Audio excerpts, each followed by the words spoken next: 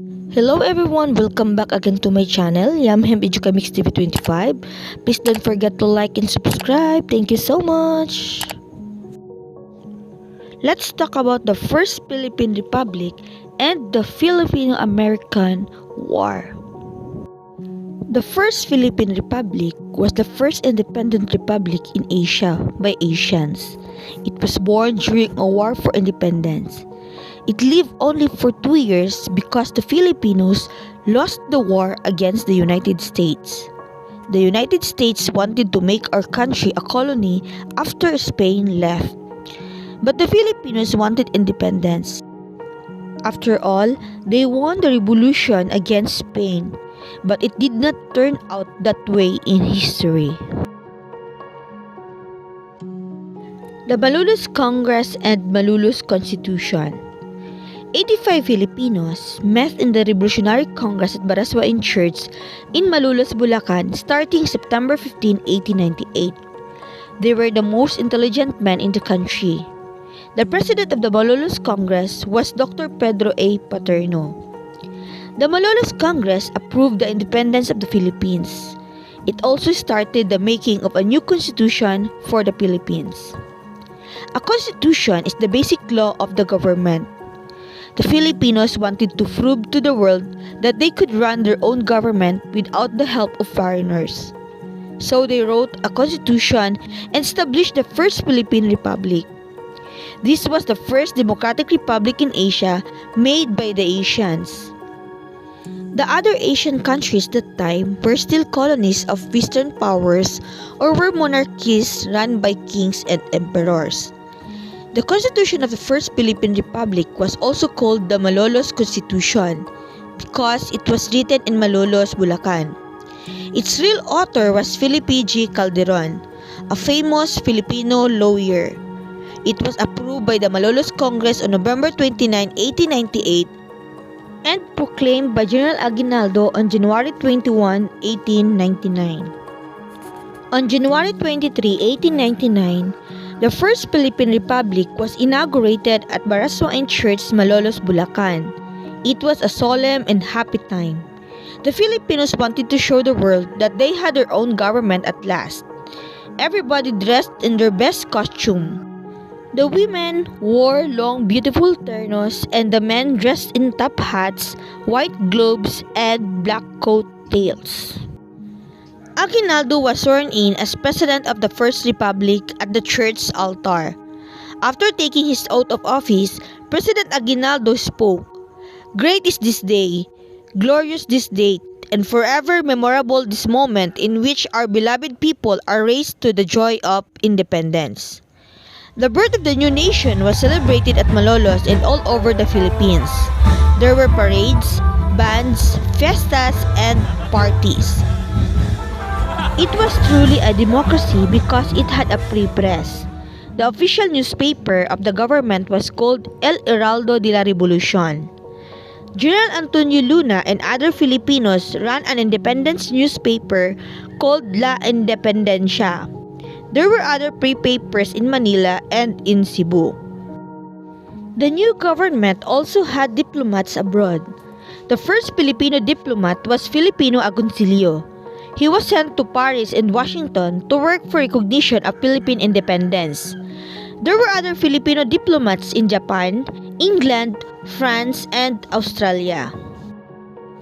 The first Philippine Republic, the first republic in Asia by Asians, lived only for 2 years from January 23, 1899 to March 23, 1901. It was born after the Filipinos lost the War of Independence with the United States. It was inaugurated by President Aguinaldo. It ended on the day when Aguinaldo was captured by the Americans. Alas, it takes more than parades and fiestas to become a truly independent country. We had to fight for it. The Americans started the Filipino-American War.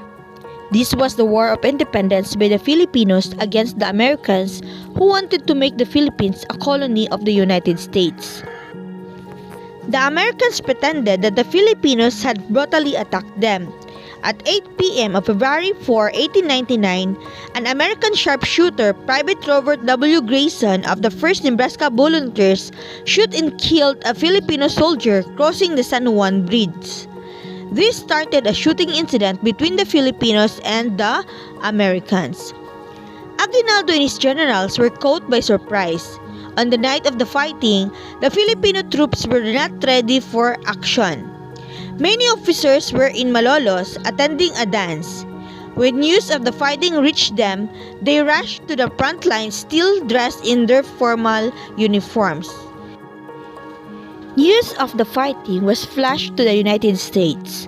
The news wrongly said that the Filipinos had started the shooting.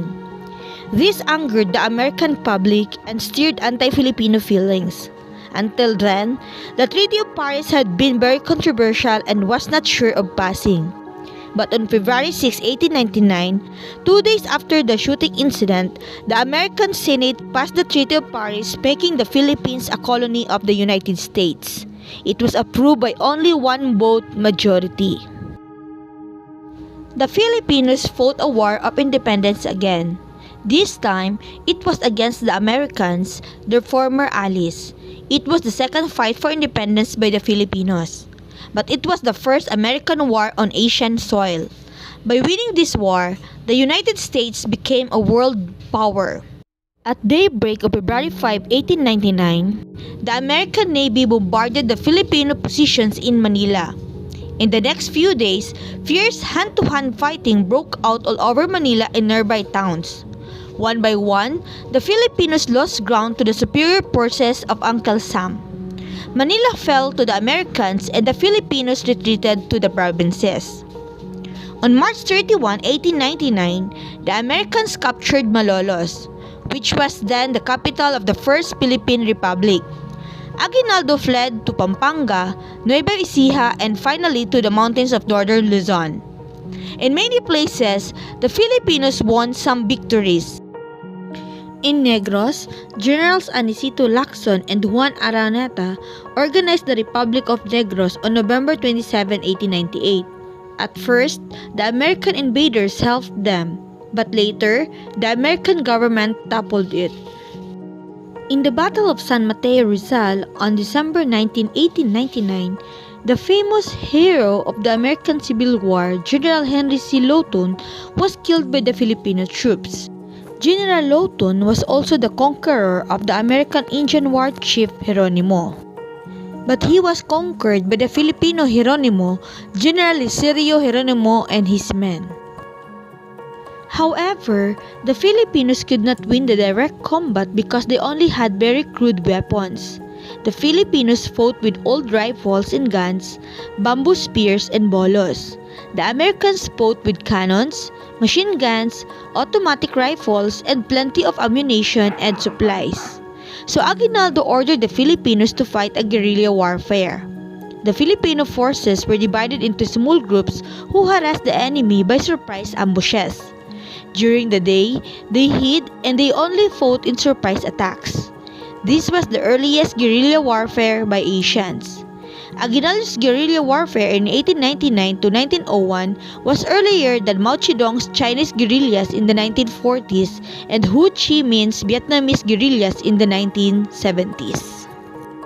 One by one, the Filipino generals and officials of the First Philippine Republic lost or were captured by the enemy. Leading officials of the Philippine government were arrested and deported to Guam. One of them was Apolinario Mabini, Aguinaldo's prime minister. Many Filipino generals were killed.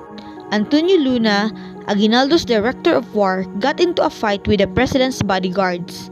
He was killed by them on June 5, 1899. Gregorio del Pilar and his men defended the third pass so Aguinaldo and his staff could escape the Americans. They died to the last man on December 2, 1899. Aguinaldo and his staff fled to the Cordillera Mountains in northern Luzon. At Palanan, Isabela, he made his headquarters unknown to the Americans. But the Americans found out where Aguinaldo was hiding. General Frederick Funston in Nueva Ecija captured one of Aguinaldo's messengers. With the approval of his superiors, General Funston hatched a clever plot to capture the Filipino leader. The American expedition consisted of 5 American officers, including Funston, and 85 Filipinos. These Filipinos were on the side of the Americans. The 5 Americans pretended to be prisoners of war of the Filipinos so that they could enter the secret camp on March 23, 1901. Aguinaldo welcomed them because he did not suspect anything. It was too late. As soon as the enemies got inside Aguinaldo's house, they attacked the guards and captured him. Aguinaldo was taken to Manila. He was greeted by General Arthur MacArthur, the American Filipino governor, at Malacañang Palace.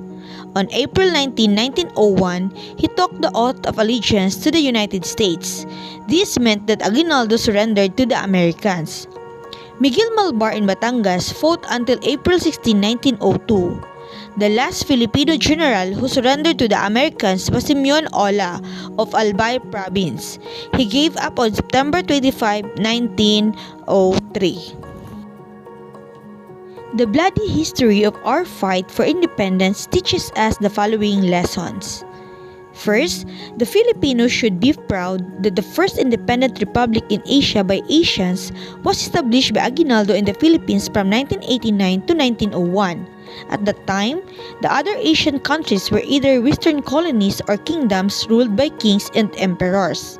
Second, the Filipinos are brave and sturdy people who will fight for their rights and independence even if they lost. Third, the Filipinos lost the Filipino-American War because they were not united and they had inferior weapons. Like all wars, the Filipino-American War was very bloody and expensive. The Americans sent 126,248 troops, of whom 4,234 died. They spent a vast sum of $16,000. Veterans died in action. 200,000 civilians died of starvation or diseases, and property worth billions of pesos was damaged. And lastly, we should remember and honor President Aguinaldo and other heroes of this era.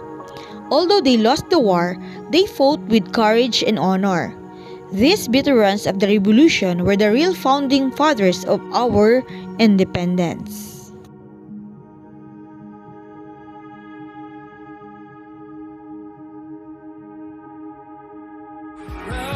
Till I ain't no more gone.